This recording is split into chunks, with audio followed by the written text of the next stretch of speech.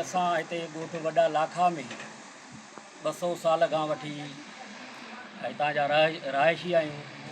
हीअ असांजो महलो जेको आहे उहो 200 साल क़दीम आहे ऐं तारीख़ी महलो आहे, जंहिंखे रजिस्ट्रेशन मौजूदु आहे, जंहिंखे डॉक्यूमेंट्स मौजूदु आहिनि, जंहिंखे पंहिंजी प्रॉपर जाग्राफी मौजूदु आहे। असांजे हिन महले में मौजूदु 6 घरनि खे ॻोठ आबाद स्कीम तहत सनदूं जेके आहिनि वज़ीर आज़म मोहम्मद ख़ान जुनेजे जे तरफ़ां उहे अलाट थियल आहिनि।